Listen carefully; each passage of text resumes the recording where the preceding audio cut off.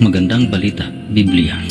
Juan Kapitulo 17, versikulo 1 hanggang 26. Idinalangin ni Jesus ang kanyang mga alagad. Pagkasabi ni Jesus ng mga ito, tumingala siya sa langit at kanyang sinabi, Ama, dumating na ang oras.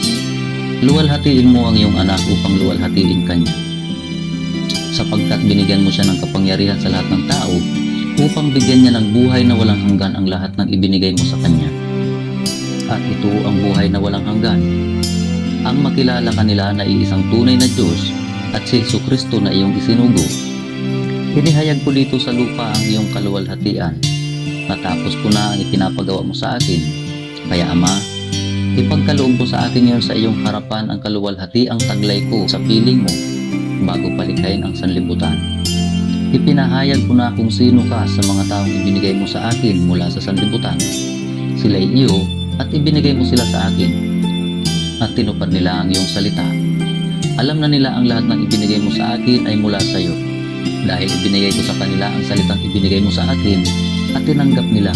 Natitiyak nilang ako'y tunay na galing sa iyo, at naniniwala silang ikaw nga ang nagsugo sa akin.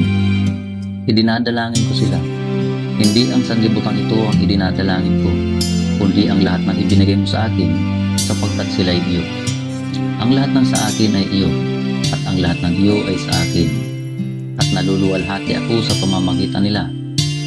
At ngayon, ako'y pupunta na sa iyo. Iniiwan ko na ang sanlibutan ito, ngunit sila ay nasa sanlibutan pa. Amang banal, ingatan mo po sila sa pamamagitan ng kapangyarihan ng iyong pangalan, ang pangalang ibinigay mo sa akin, upang kung paanong ikaw at ako ay iisa, gayon din naman. Sila ay magiging isa.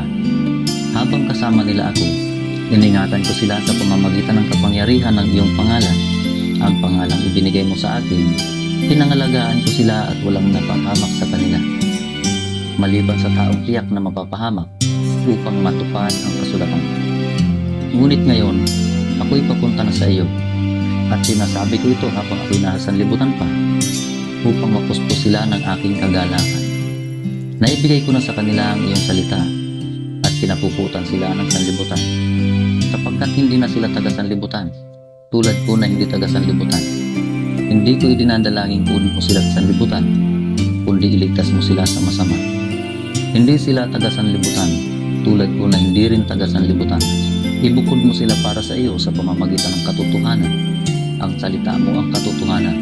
Kung paanong isinugo mo ako sa sanlibutan, gayon din naman, isinusugo ko sila sa sanlibutan. At alang-alang sa kanila ay itinalaga ko ang aking sarili para sa iyo, upang may talaga rin sila sa katotohanan. Hindi lamang sila ang idinadalangin ko, kundi pati ang mga mananalig sa akin dahil sa kanilang pahayag. Ama, maging isa nawa silang lahat. Kung paanong ikaw ay nasa akin at ako'y nasa iyo, gayon din naman. Maging isa nawa sila sa atin upang ang sanlibutan ay maniwala na ikaw ang nagsugo sa akin.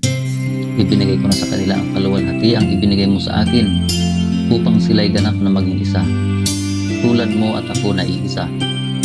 Ako'y nasa kanila at ikaw ay nasa akin, upang lubusan silang maging isa.